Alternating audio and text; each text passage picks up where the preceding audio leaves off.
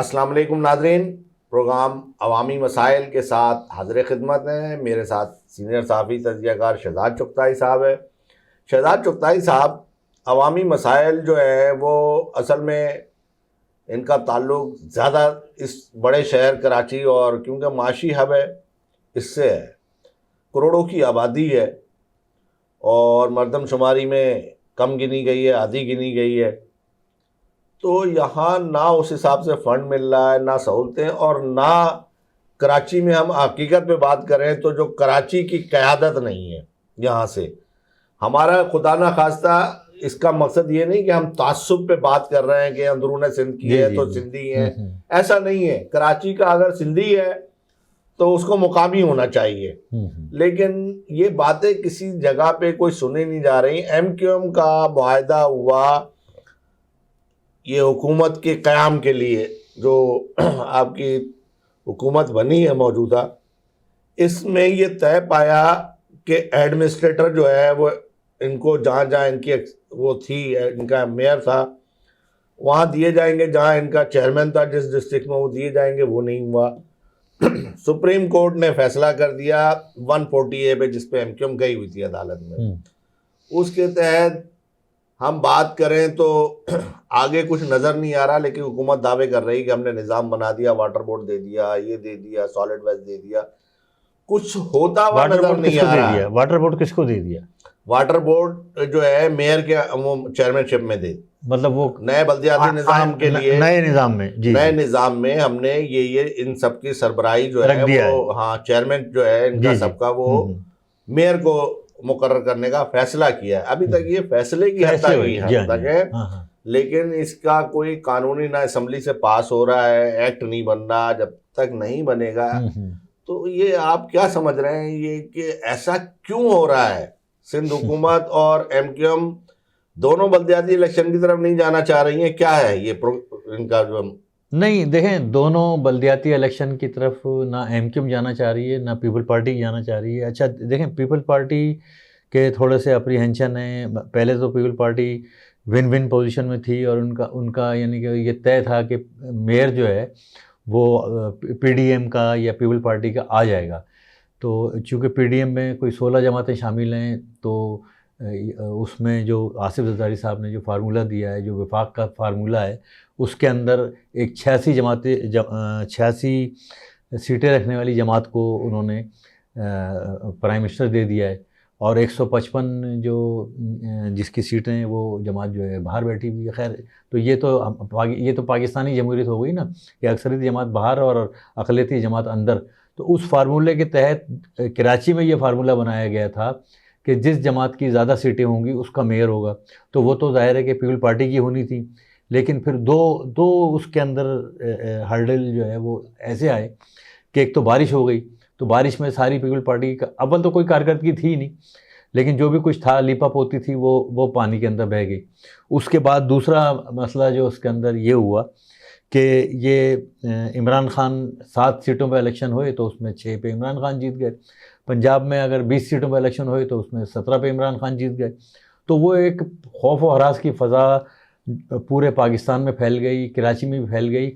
اور آپ کو یاد ہوگا کہ جو بلدیاتی الیکشن 26 جون کو ہوئے تھے سندھ کے اندر، تو 26 جون سے لے کر آج تک، یعنی کہ نیا سال بھی شروع ہو جائے گا، وہ بیچارے نمائندے جو ہے ہاتھ پہ ہاتھ دھرے بیٹھے ہیں، اور وہ صرف پیپل پارٹی کے خوف کی وجہ سے وہ آج تک حلف نہیں اٹھا سکے۔ نہیں، اس میں تو رولز ہیں شہزاد صاحب، جب تک صوبے کے الیکشن مکمل نہیں ہو جاتے تب تک جو ہے نا وہ حلف نہیں اٹھائیں گے۔ وہ بات آپ کی صحیح ہے، لیکن بہرحال یہ کہ الیکشن ڈیلے بھی تو پیپل پارٹی نہیں کرائے نا۔ پیپل پارٹی اور ایم کیو ایم عدالت میں بھی گئی، اور الیکشن کمیشن تو ہے ہی پی ڈی ایم کا، یعنی کہ سمجھ لیں کہ سرکاری ملازم یا پی ڈی ایم کے اشاروں پہ چلتا ہے، آصف زرداری کے اور نواز شریف کے، شہباز شریف کے، مولانا فضل الرحمان کے اشاروں پہ چلتا ہے۔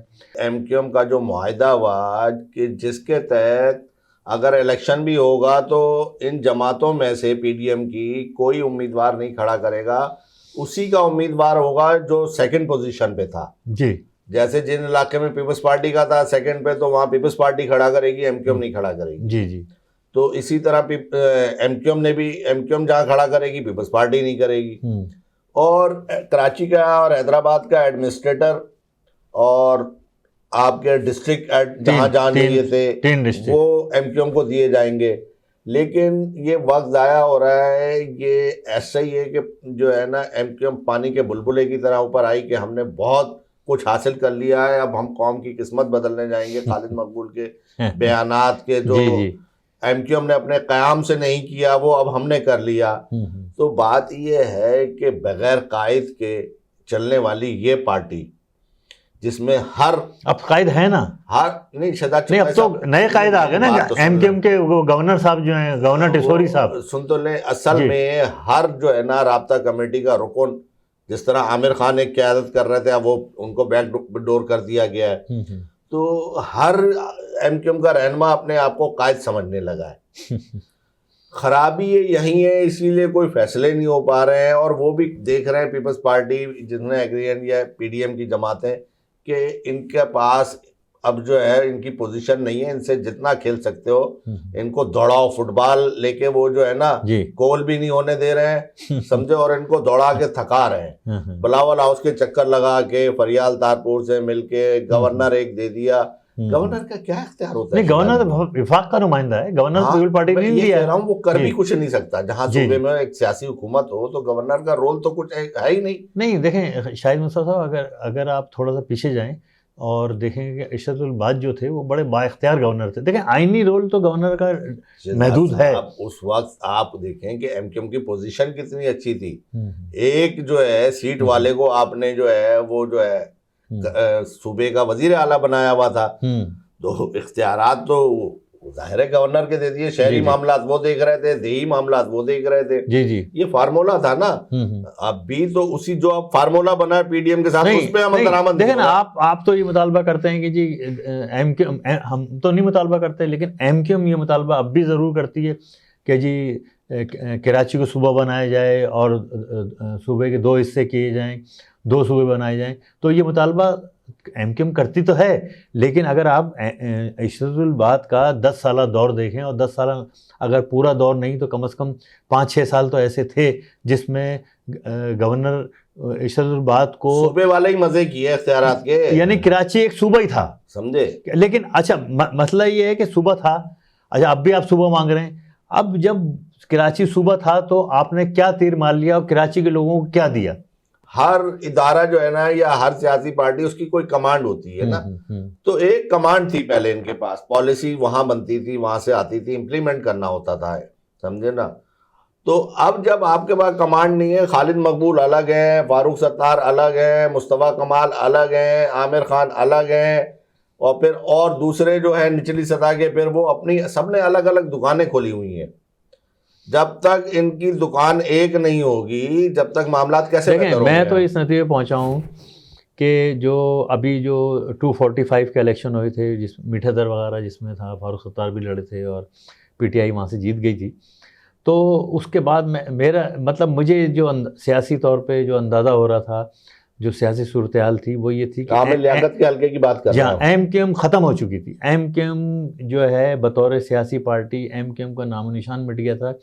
اب جو یہ تھوڑا سا بوسٹ ملا ہے ایم کیو ایم کو, اور یہ پیپلز پارٹی نے ہی ایم کیو ایم کو دوبارہ پاؤں پہ کھڑا کیا ہے, کوئی اس کی عزت بحال کی ہے. بات یہ کہ دیکھیں جماعت اسلامی ایک تنظیم ہے, کراچی کی بات کر رہی ہے, کراچی کے مسائل پہ عدالتوں میں جا رہی ہے اور چیلنج کر رہی ہے. نہیں اور اپنی یعنی کہ جو موجودگی کا احساس تو جماعت اسلامی دلا رہی ہے نا.